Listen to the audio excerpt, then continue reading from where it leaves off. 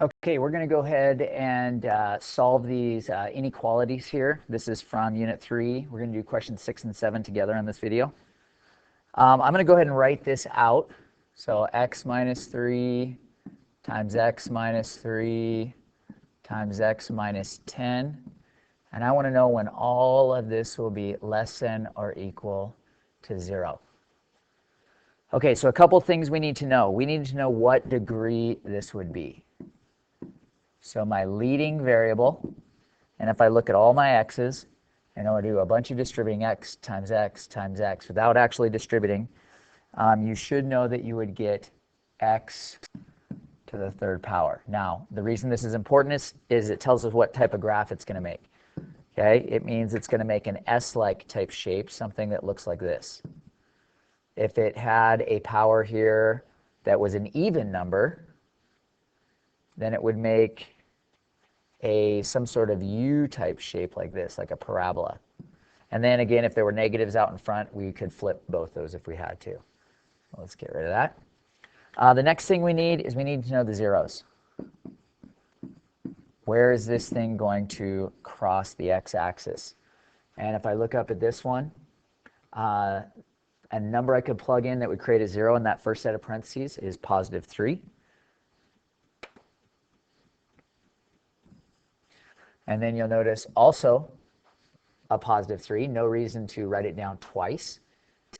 And then this would be 10.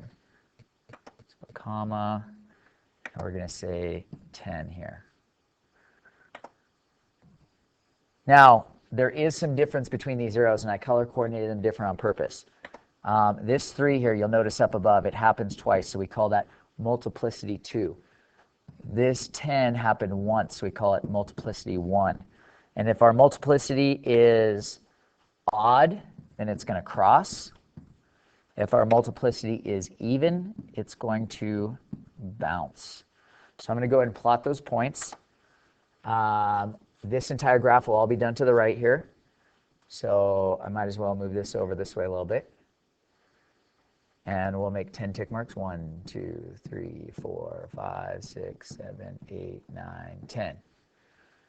And might as well stretch this out a little bit more that way. There we go. That works. So let me fix those last two. 9, 10. I got a little bundled up there.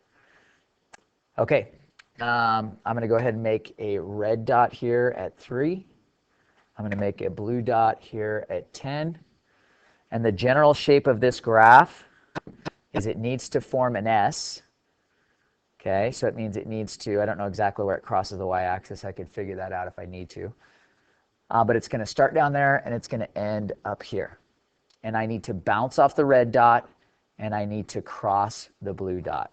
So I'm going to come up and bounce off the red. I'm going to come down, and I'm going to cross. Let's try that again. Whoops. Let's try it again so I'm actually going through. And I need to cross the blue, and I'll end up this direction. Okay, and that's the general shape of my graph here.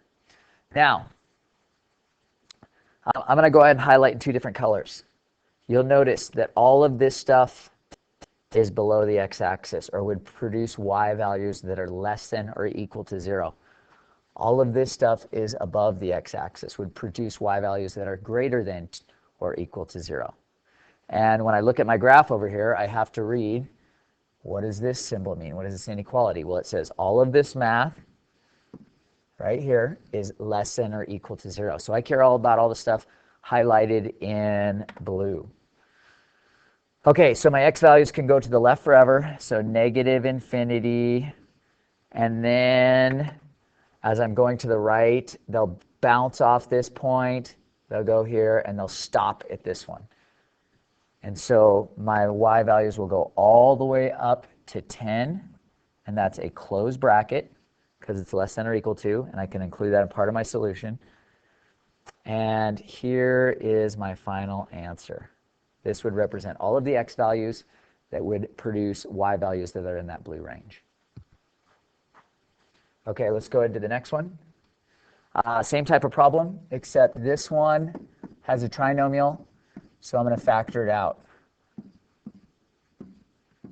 less than 0. X and X. I notice my signs have to be the same, and they both have to be pluses. Plus, plus. And the only numbers that multiply to 2 are 2 and 1, and that does factor out correctly.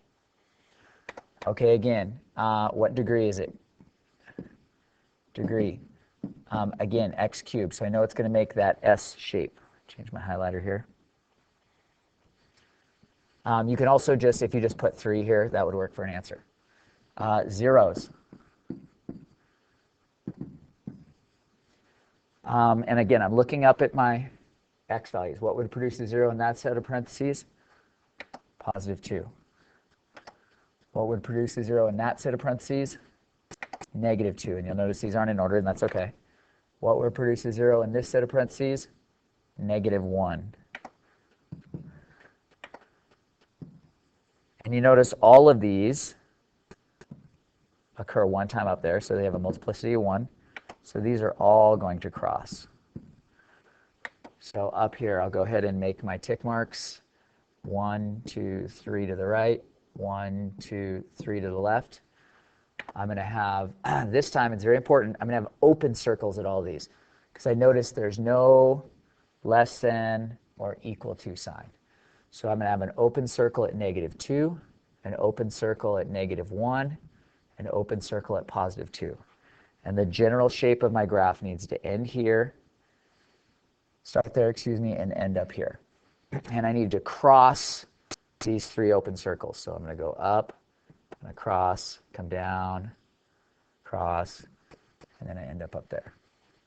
Okay, again, I'm going to highlight the parts I want. This stuff is above, that's above. This stuff is below, that's below. And I only care about the stuff that is highlighted in blue because I notice that it's less than. And I can't actually include the x values at those open circles. Okay, I can just get really close to them. So to the left forever is negative infinity. I'm going to get very close to negative 2, open. And then I'm going to put a union symbol here.